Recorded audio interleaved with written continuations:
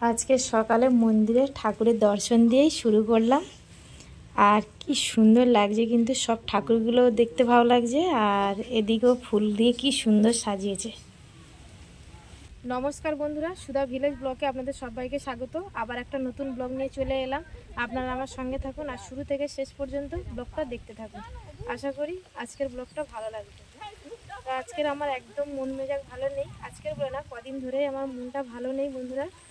তো আমার যে বাড়িতে পোষ্য যে জিনিসগুলো ছিল, যে ছাগল, তো 6খানা ছাগল মারা গেছে। তো ওদের একটা ভাইরাস রোগ হয়েছিল, পাতলা পায়খানা। তো অনেক ট্রিটমেন্ট করেছি, কিন্তু আমি সুস্থ করতে পারিনি। তো তার জন্য আমি কটা ছাগলও বিক্রি করে দিয়েছি।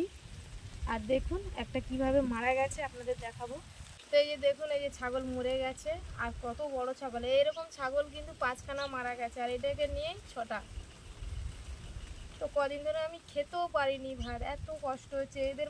4 বছর ধরে আমি পুষেছি, 1 বছরও আমি বিক্রি করতে পারিনি।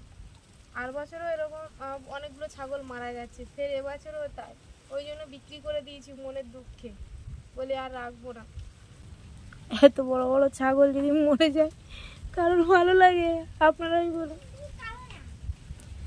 কত কষ্ট করি আমি এদের পিছনে, কিন্তু সেই কষ্টের সফলতা আমি পাইনি। আর কোনোদিন আমি চাইনি যে আমার পোষ্য জিনিসগুলো আমি বিক্রি করব, বাধ্য হয়ে আমি বিক্রি করে দিয়েছি। তো এই যে মন মেজাজ তো খারাপ। তো দুপুরবেলা এই যে রান্না করেছি, মুসুর ডাল করেছি। আর আজকের এমনি শনিবার নিরামিষই করেছি। আর এদিকে করেছি একটু ওই চিচিঙ্গা আলু দিয়ে আর পোস্ত দিয়ে একটু মাখা মাখা তরকারি করেছি। তো এখন দুপুরে এইগুলো দিয়েই খাবো। আর এমনিতে খাবারও ইচ্ছা নেই বন্ধুরা, জানেন আপনারা আমার মন মেজাজ একদম ভালো নেই। কিন্তু কি করব, রান্না করেছি যা করে। দুপুরবেলা তো কোনো রকম এক মুঠো ভাত খেয়ে নিয়েছি। আর নিয়ে একটু এই বাগানের দিকে এসেছিলাম। দেখলাম যে কচু গাছগুলো এখন একটু মরে মরে যাচ্ছে। আর এরকম মরে গেলে তখন কচুগুলো এবার তুলতে হবে। তো তুলে নেবো কিছুদিন পর, সেটা আপনারাও দেখতে পাবেন। আর গরু, ছাগল, হাঁস, মুরগি এদের যে পুষলে যে একটা ওদের প্রতি এত টান হয়ে যায়, যেরকম আমাদের একটা ছেলে মেয়ের প্রতি যেরকম আমাদের টান থাকে, ওদের প্রতিও আমাদের একটা টান। তো এত কষ্ট পেয়েছি, তা সে কি বলবো আপনাদের। তো এখনো পর্যন্ত ঘুমোতে পারি না ঠিক মতো। আর সবসময় ওরা আমার চোখের মণি ছিল। তা খুবই কষ্ট। তা কি করব, কষ্ট যাতে না, ওরা যে আমার সামনে মরে যাচ্ছে আমিও তো দেখে সহ্য করতে পারছি না, যার জন্য দেখে আমি বিক্রি করে দিলাম বাধ্য হয়ে।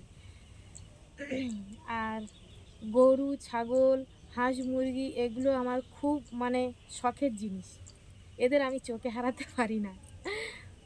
তো আজকের আর ব্লগটা বেশি বড় করব না, এখানেই শেষ করছি। যদি ব্লগটি ভালো লাগে সাবস্ক্রাইব, লাইক, কমেন্ট, শেয়ার করবেন। আর আমার পাশে থেকে আমাকে সাপোর্ট করবেন। যারা আমার ফেসবুক পেজে ভিডিওটা দেখছেন, পেজটিকে ফলো করবেন। সবাই ভালো থাকবেন।